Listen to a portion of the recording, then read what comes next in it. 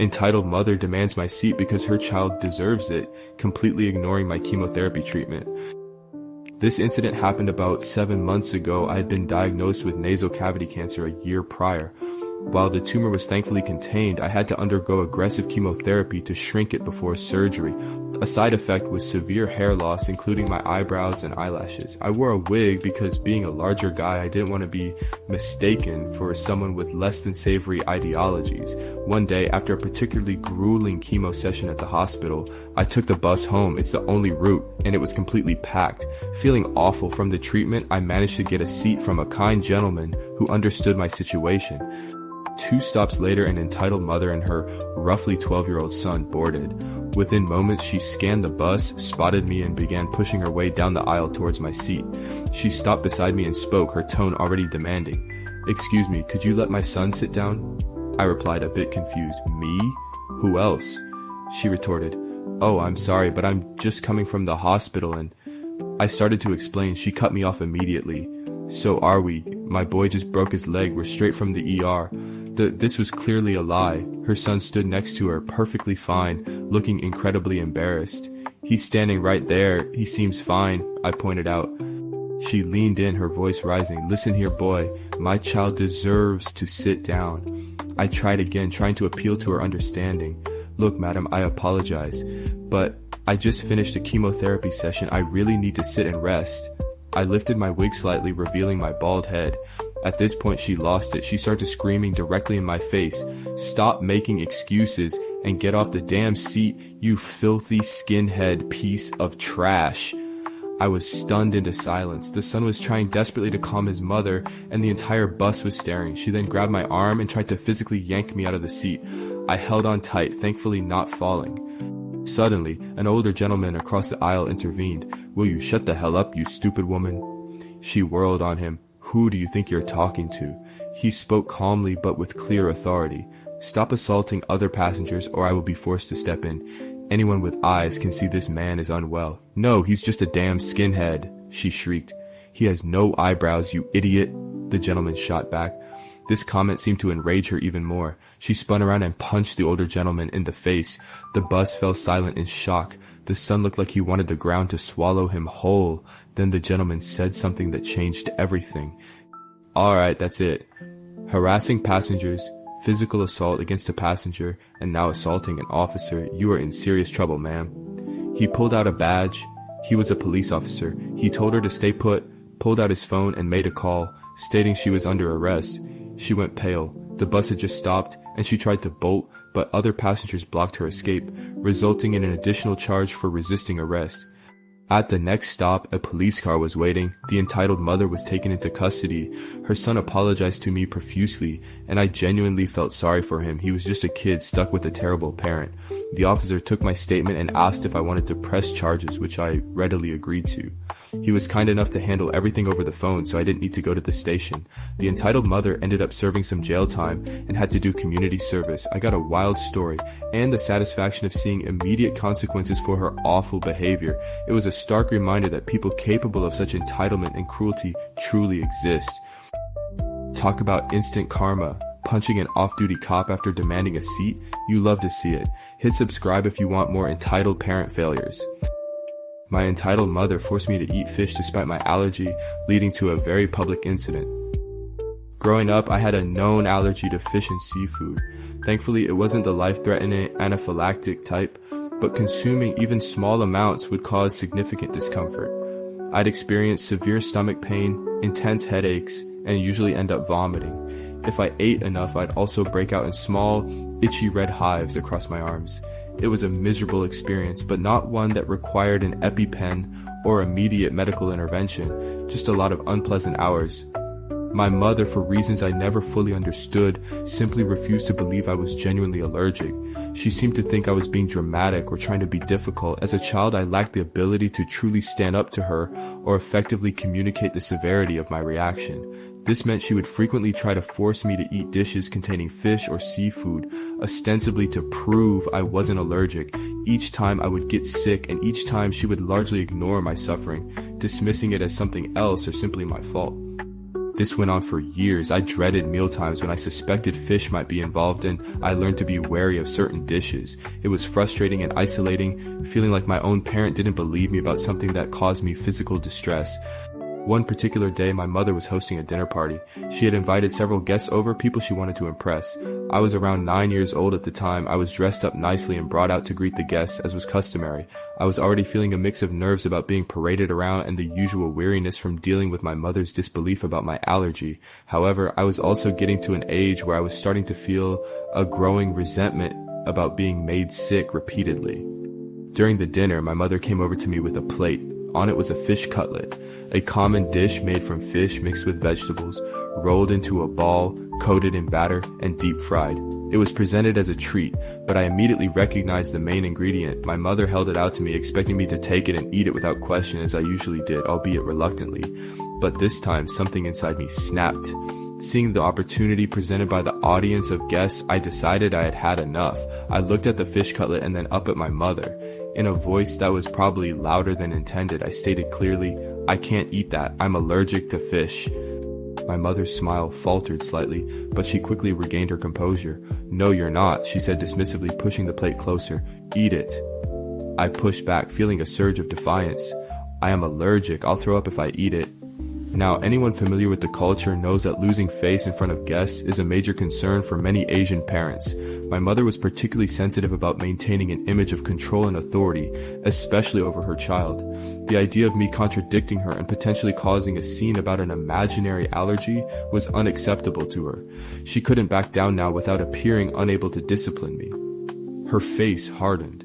She grabbed the fish cutlet firmly, brought it right up to my mouth, and in her most stern, commanding voice ordered, "Eat!"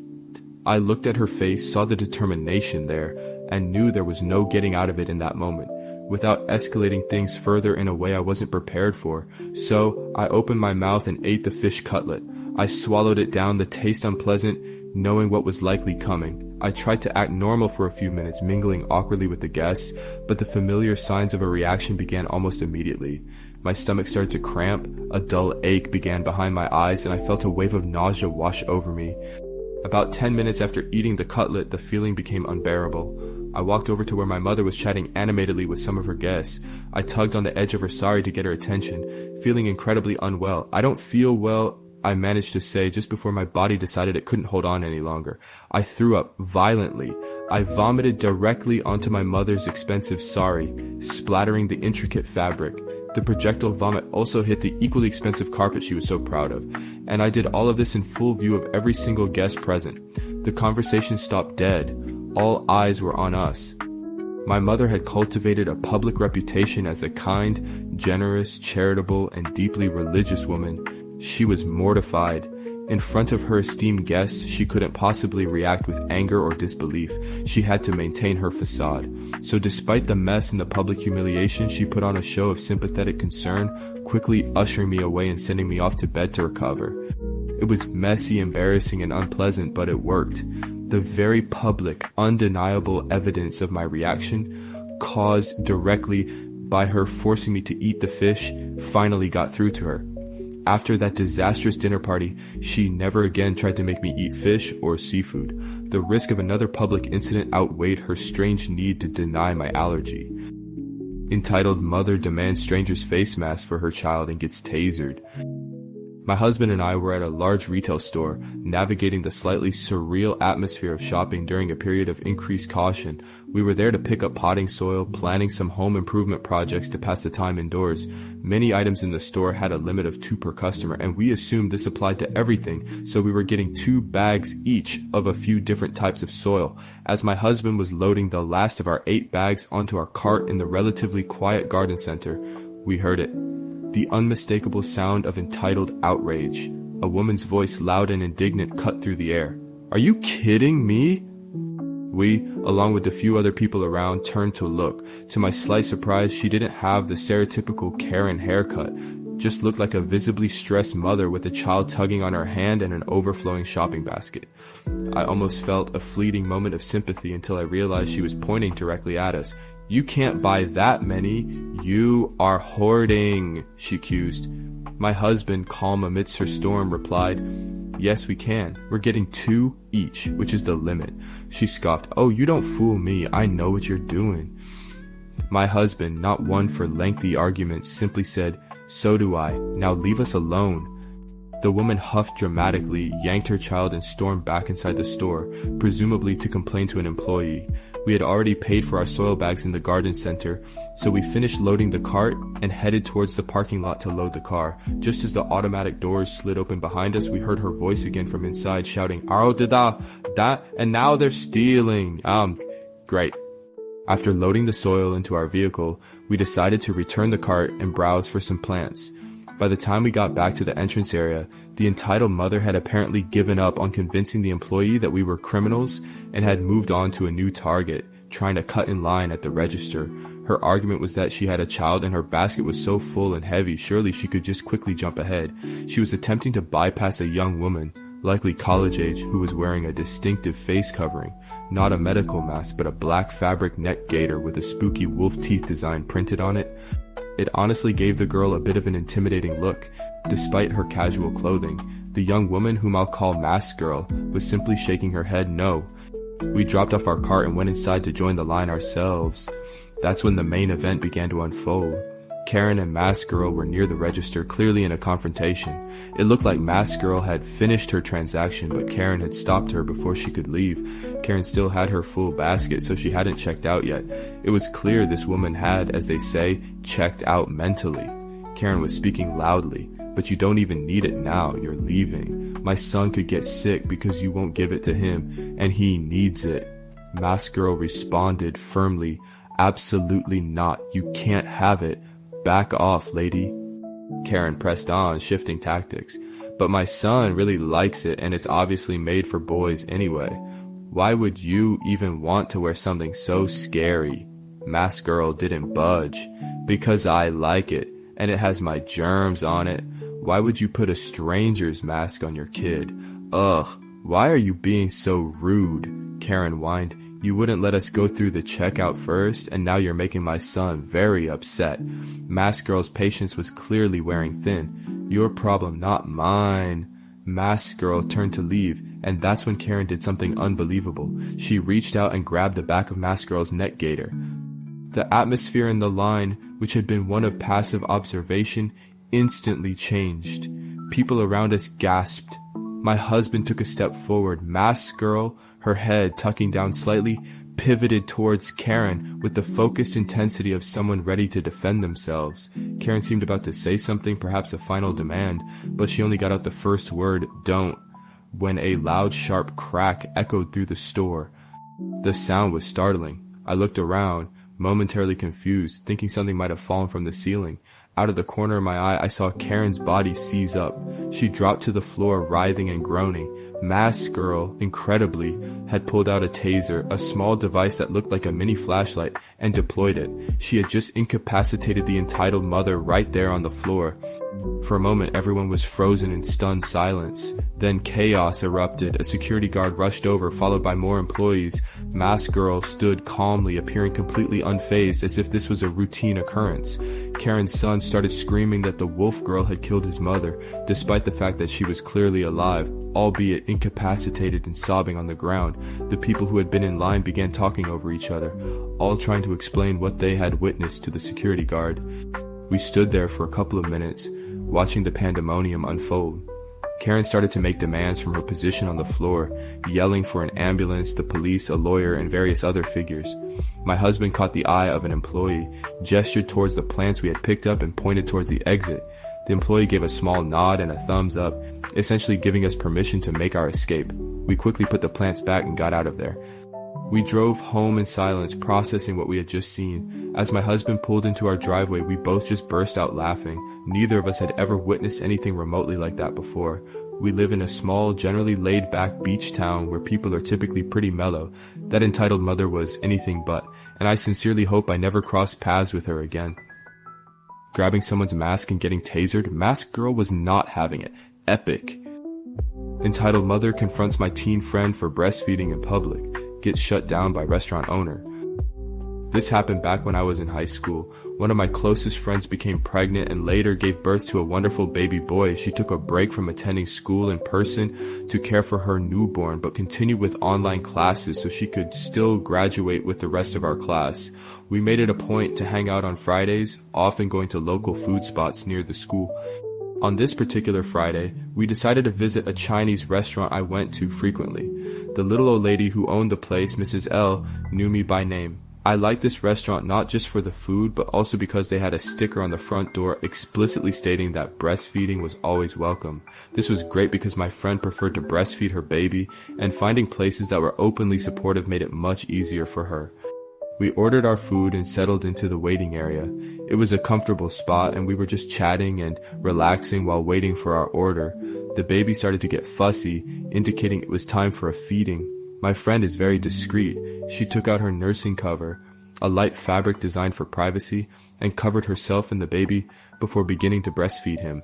We continued our conversation, enjoying the quiet atmosphere. A woman and her son, who looked about 10 years old, entered the restaurant. I immediately recognized the boy from when I used to volunteer at a local youth center. He was one of the kids I had looked after. He spotted me and came over, saying hello and asking how I was doing. He then turned to my friend and, with childish curiosity, asked what she was doing with the baby. Before my friend could even respond, the boy's mother cut in, her voice sharp and judgmental. "A disgusting thing is what she's doing. Don't you know better than to do that in public? And why are you even doing that if you're only a kid?" Her tone was accusatory and condescending, clearly aimed at shaming my friend not just for breastfeeding, but also for her age. My friend has a bit of a temper, and I could see she was about to respond heatedly. I quickly jumped in, trying to de-escalate the situation before things escalated further. "It's not illegal," I said firmly, "and Mrs. L is fine with it. She has a sticker on the door that says so." I glanced toward the counter where Mrs. L was working. Just moments before she had been smiling at the baby, clearly fond of him, she was still there, seemingly focused on writing something down, but I knew she could hear everything. She smiled at us again, a reassuring look, and continued her work. The entitled mother, however, was not satisfied with this and pressed on with her ridiculous complaints. "I'm sorry, but I'm just not okay with a baby breastfeeding another baby," she said, her voice dripping with frustration and judgment. "Can you please just stop? It's inappropriate." At this point, Mrs. L finally intervened. She looked up from her paperwork and addressed the entitled mother directly. In her wonderfully broken English, she stated clearly, "Nursing baby is a beautiful thing. You have problem, you leave." Her meaning was unmistakable. The entitled mother's discomfort was not their concern, and she was welcome to leave if she couldn't handle it. Mrs. L then tapped the order slip on the window leading to the kitchen, signaling that our food was ready. She then turned back to us and, in a kind voice, apologized to my friend for the woman's rude behavior. She even looked at the boy, who was still standing beside me looking a bit confused, and added with a joking smile, "Your mother, she dummy, right?" This made the boy giggle, and his mother just grumbled audibly, shrinking down in her seat and trying to put as much distance between herself and us as possible. It was a small but satisfying victory. When my friend finished feeding the baby, we went up to the counter to collect our food. Mrs. L, being the kind person she is, not only gave us our order, but also threw in an extra order of egg rolls, knowing they were my friend's favorite. It was a sweet gesture that made us feel even more welcome and supported. We left the restaurant feeling much better, leaving the fuming entitled mother behind. Everything seemed fine until Monday. When I saw the boy from the restaurant again at the youth center, he pulled me aside privately and told me that his mom had said she didn't like me or my friend anymore because of what happened. I just asked him if he still liked me, and he immediately said yes. It was a small comfort knowing that his mother's entitlement hadn't completely poisoned his view, and he was still the sweet kid I knew. Wow, shaming a teen for breastfeeding? Not on that owner's watch. Nursing baby is beautiful, you have problem, you leave. What are your thoughts on public breastfeeding and entitled reactions? Comment below. Entitled mom demands a reserved seat from a teenager, gets a dose of instant karma. I witnessed something truly remarkable on the city metro today, and I honestly can't stop thinking about it. It wasn't during peak hours, so while all the seats were taken, there was still plenty of space to stand comfortably without being squeezed against strangers. In one of the designated reserved seats, the kind specifically marked for individuals with disabilities, pregnant women, or the elderly, a young person was sitting. He looked maybe 14 or 15 years old, just quietly occupying the seat. As the events unfolded, it became clear he was the quiet hero of this story. At the next stop, an entitled mother boarded the train. She had a small child with her, perhaps 2 or 3 years old, who was trying his best to keep up with her brisk pace as she navigated the entrance. Almost immediately, her eyes landed on the teenager sitting in the reserved section. She stopped and just stared intently at him. It seemed like she expected him to instantly understand her silent demand and vacate the seat. However, the kid didn't react at all. He just remained seated, looking ahead. This passive resistance seemed to deeply irritate the entitled mother. Her expression hardened and she began walking purposefully towards him, her steps heavy and deliberate. She stopped directly in front of him and resumed her intense staring, clearly waiting for him to move. Still, the teenager didn't budge. Frustration boiling over, she started shouting. If she hadn't captured the attention of the entire metro car before, she certainly had it now. She began loudly berating the teenager for sitting in a reserved seat, claiming he was selfish and should give it up for someone more deserving, like herself, a mother with a young child. She continued to yell, ranting about his supposed lack of consideration and trying to solicit agreement from other passengers, some of whom initially seemed to sympathize with her maternal plight, perhaps not fully understanding the situation or the nature of the reserved seats. Then, without a word, the teenager calmly began to roll up the right leg of his jeans. The entitled mother paused her tirade, probably expecting some kind of meek apology or excuse.